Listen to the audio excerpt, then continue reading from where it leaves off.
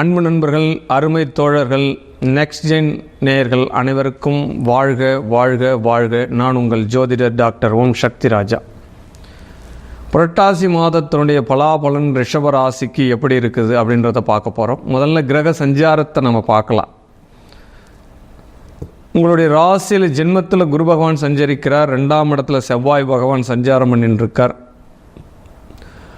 புதன் பகவான் இந்த புரட்டாசி மாதத்தில் 23/9/2024 ஒரு பயிற்சி ஆகிறார். அதாவது சிம்மத்திலிருந்து கன்னிக்கும் 10/10/2024 மறுபடியும் கன்னியிலிருந்து துலாத்துக்கு பயிற்சி ஆகிறாங்க.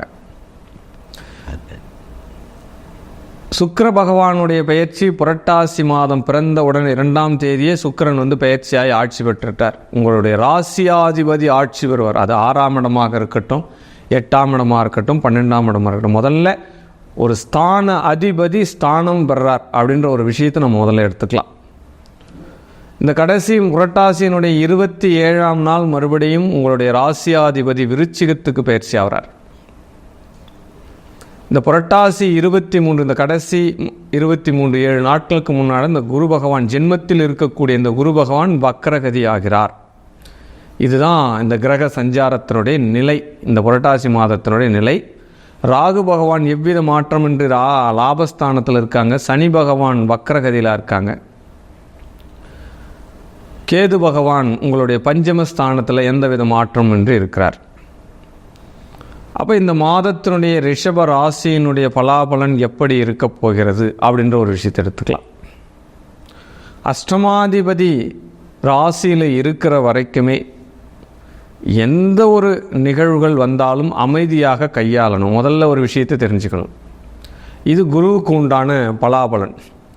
இந்த மாதத்தினுடைய பலன்கள் எப்போயுமே நாம் சுக்கிரன், புதன், சூரியனை மையப்படுத்தி தான் சொல்ல இருக்கிறோம்.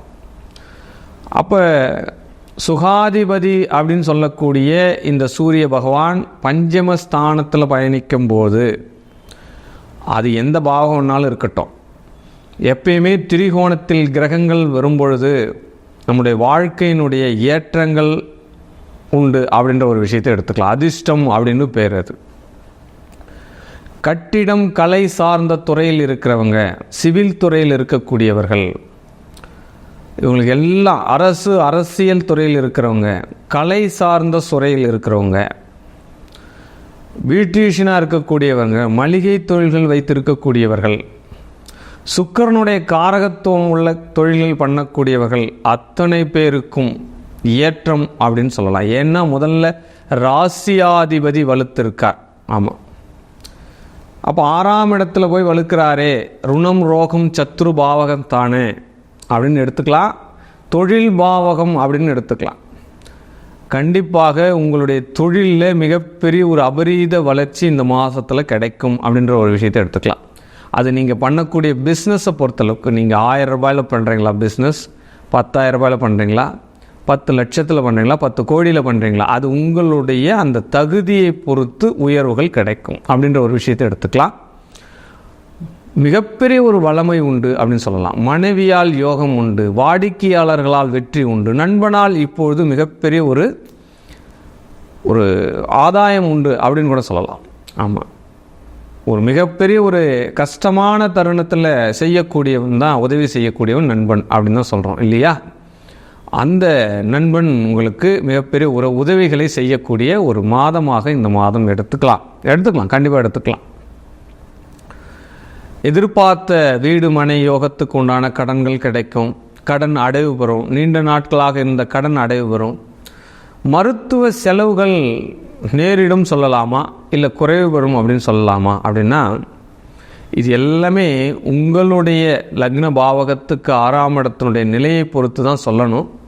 இருந்தாலும் இந்த ராசியினுடைய நிலை, ரிஷப ராசியினுடைய நிலை என்ன சொல்லுது அப்படின்னா, மருத்துவம் சார்ந்த செலவுகள் செய்ய நேரிடும் அப்படின்ற ஒரு விஷயத்தையும் சொல்ல தான் இங்கே கடமைப்பட்டிருக்கோம். கொஞ்சம் கவனம் வேண்டும் அப்படின்ற ஒரு விஷயத்தை எடுத்துக்கலாம். வீடு மனை வண்டி வாகன கடன்கள் கிடைக்கும் அப்படின்னு சொல்லலாம்.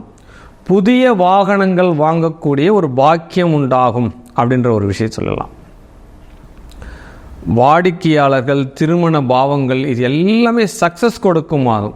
இந்த மாதத்தினுடைய கடன் சுமைகள் தீரக்கூடிய ஒரு மாதம் அப்படின்னு எடுத்துக்கலாம். ஏன்னா ராசியாதிபதி வலுத்துட்டார். எந்த ஒரு சூழ்நிலையும் எல்லாத்தையும் எதிர்கொள்ளக்கூடிய மன ஆற்றல் இந்த புரட்டாசியில் ரிஷபராசினியர்களுக்கு கிடைக்க போகிறது அப்படின்னு சொல்லலாம். கர்மஸ்தானாதிபதி சனி பகவான் வக்கரமாக இருக்காரே, பாக்கிய ஸ்தானாதிபதி வக்கரமாக இருக்காரே அப்படின்னுக்குள்ள தந்தை வழி உறவுகள், தொழில் மாற்றங்கள், இதையெல்லாம் நம்ம இப்போ ஏற்றுக்கொண்டு தான் ஆக வேண்டும் அப்படின்ற ஒரு விஷயத்தை எடுத்துக்கலாம்.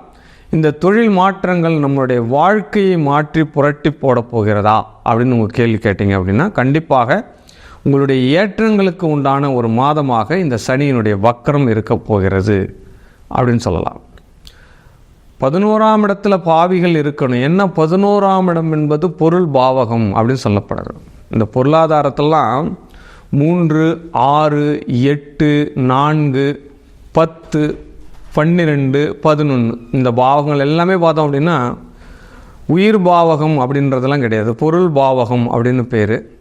இந்த பொருள் பாவகத்தில் அசுப கிரகங்கள் அமர்ந்தால் மிகப்பெரிய அபரீத வளர்ச்சிகள் அடையும் மாதம் அப்படின்னு சொல்லப்போ, அப்போ ராகு பகவான் 11 இருக்கிற வரைக்குமே என்ன சூழ்நிலை என்ன செலவுகள் வந்தாலும் அதற்குண்டான பாவகம் பொருளாதாரம் உங்களை நோக்கி வந்தடையும் என்பதில் எந்த மாற்று கருத்தும் கிடையாது அப்படின்னு சொல்லலாம்.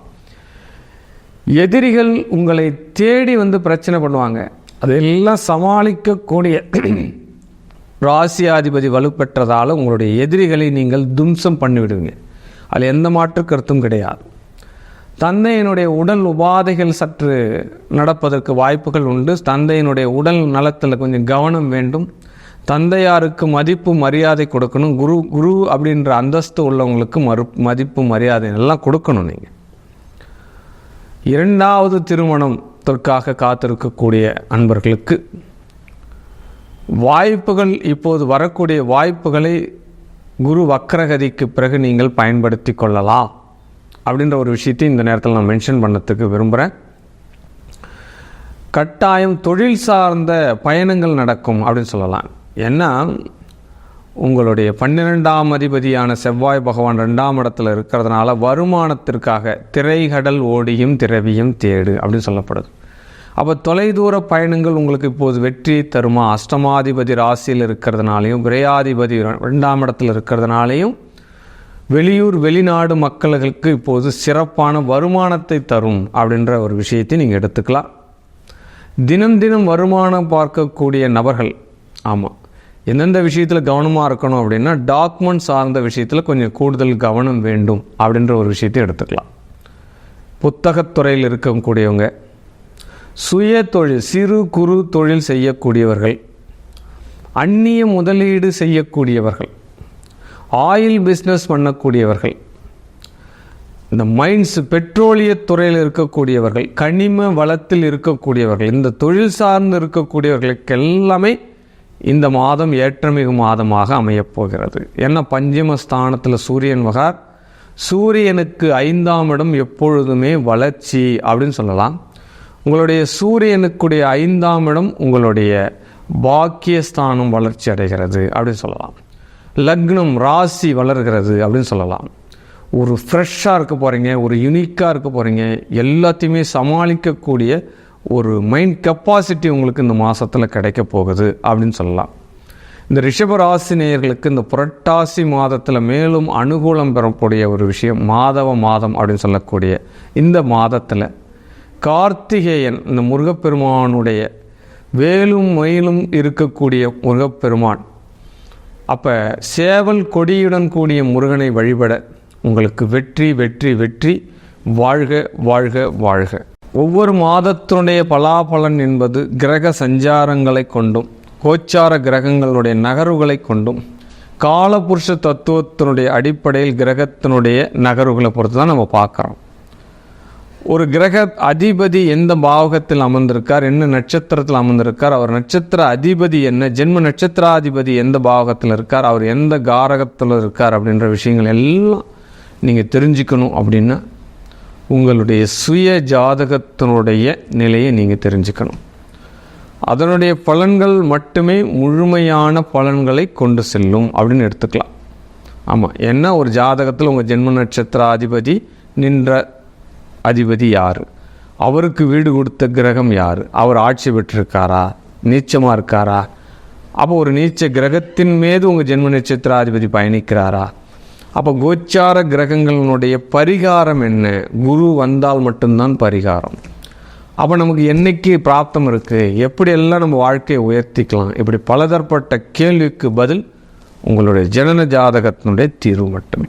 ஆமாம், உங்கள் ஜனன ஜாதகத்தினுடைய தீர்வை தெரிஞ்சுக்கணும் அப்படின்னு நீங்கள் நினச்சிங்க அப்படின்னா கீழே கொடுக்கப்பட்டுள்ள என்னுடைய வாட்ஸ்அப் குழுவிற்கு உங்களுடைய பிறந்த தேதி, பிறந்த நேரம், பிறந்த இடம், உங்களுடைய பெயர் அனுப்பி கட்டணம் செலுத்தி அப்பாயின்மெண்ட் எடுத்து நீங்கள் தெரிஞ்சுக்கோங்க. உங்களுடைய வாழ்க்கையினுடைய வளர்ச்சிக்கு வணங்கக்கூடிய உமைவல் அம்பாள் அகிலாண்ட கோடி பிரம்மாண்ட நாயகி சகல வெற்றிகளையும் தருவாள் என்பதனுடைய வாக்கு. வாழ்க வாழ்க வாழ்க. ஆனந்த வணக்கம். வாழ்க வளமுடன்.